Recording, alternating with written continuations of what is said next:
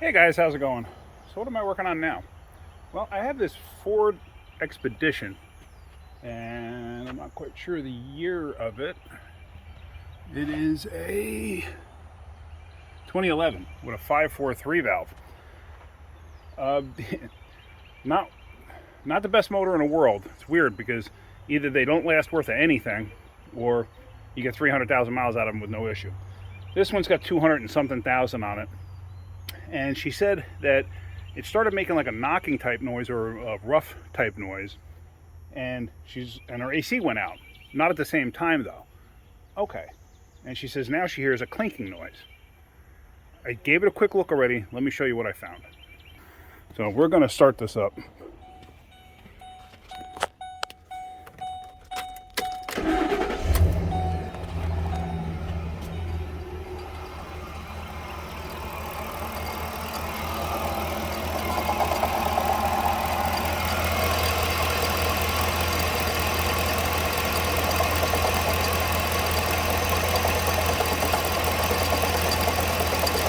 Can you hear that noise?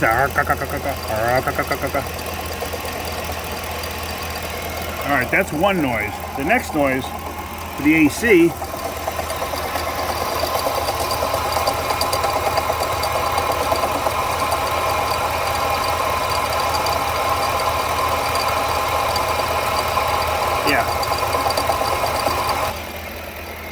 the AC compressor obviously seized and smoked the clutch is what happened there. So that's one issue. This, you hear it pretty clear. That knocking type issue, that's another thing. It is roughly 2 quarts low on oil. That's not going to create that issue. So me having it idling now is not going to create that issue or add to it. So what we're going to do right now is we are actually going to shut this thing down and then let's add some oil to it.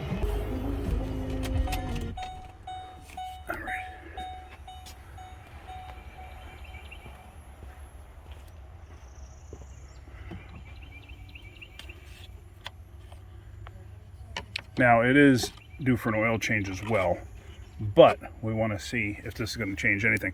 Also, what I'm going to do is after I get the oil in it and verify the oil level, I'm going to pull the belt off because I want to just see, because I have been tricked in the past into hearing a noise that I thought was internal to the motor, and it turned out it was an accessory.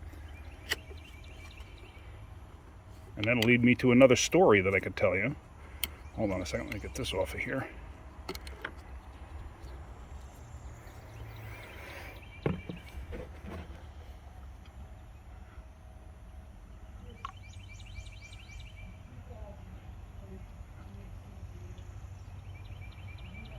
All right.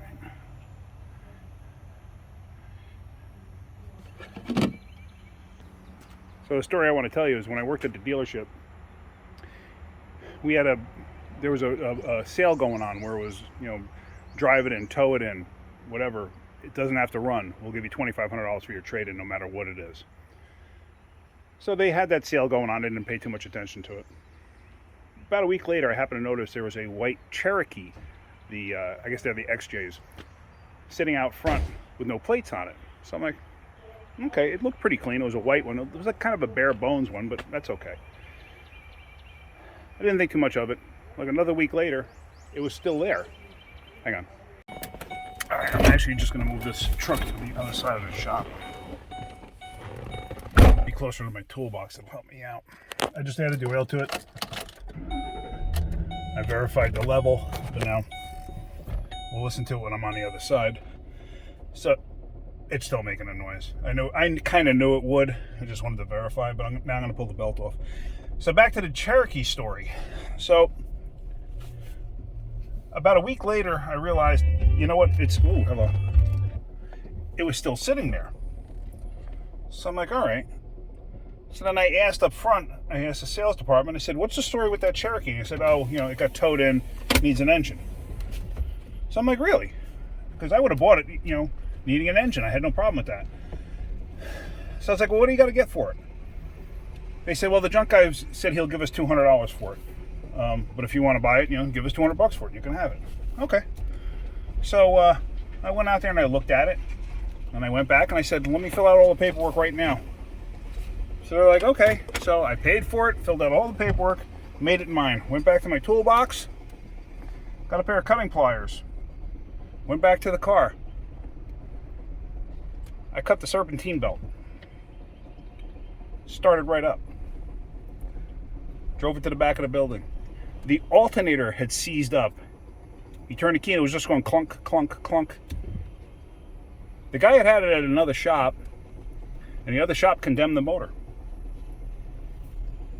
And he accepted what they had to say, and he wasn't about to put a motor in it. So he said, you know what? I'm not going to put a motor in it. Got the sale going on. I'm just going to buy a new Jeep. That's exactly what he did.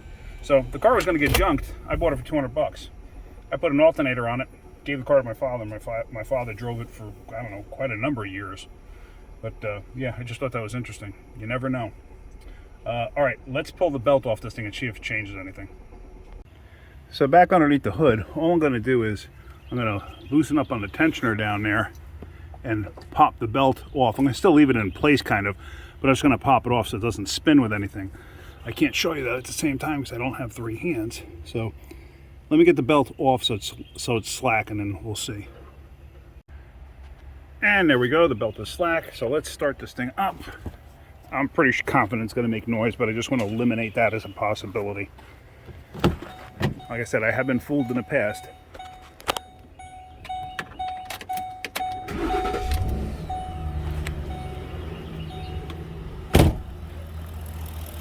And look at that. Nope, it's still there.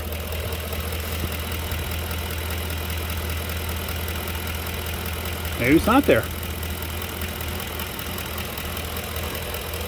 All right. See that? That's why I do that. Because anybody else could have easily condemned the motor, saying there's something going on with the timing chain or whatever. Obviously it's not. Obviously it's not the issue. As you see, the crank is rotating, but nothing's happening. So obviously we have an issue there. I think it's probably all with the compressor. And since the compressor is attached to the block, any knocking that's in it might transfer through the block. So obviously that's the issue. Let's shut this down. Don't want to leave it running with no water pump attached. All right, so let's hook the water pump in that back up, and then let's wrap this video up, or let's put the belt back on.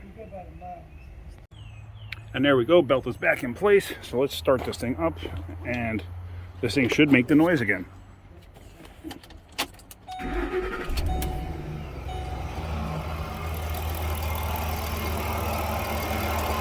Yep, hear it.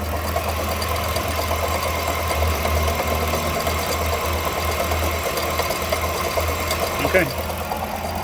Yep. Noise is back. You can hear it loud as day now again.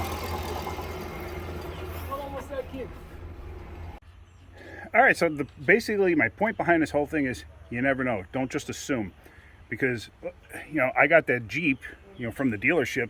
They thought it needed a motor. They were going to junk it. I got it for $200 or whatever it was. And here again, this vehicle could have easily been mistaken, and somebody could have easily put a motor in this thing, because that sounds like a motor. It really does. And I was thinking the same thing, but you know, because of past experience, I was like, you know what, let me pop the belt off just to make sure. And sure enough. So, all right. Anyway, just wanted to point that out to you. So hopefully you got something out of that. If you did, hit that like button. If you could, please subscribe. All right, guys, have a great day. Keep wrenching.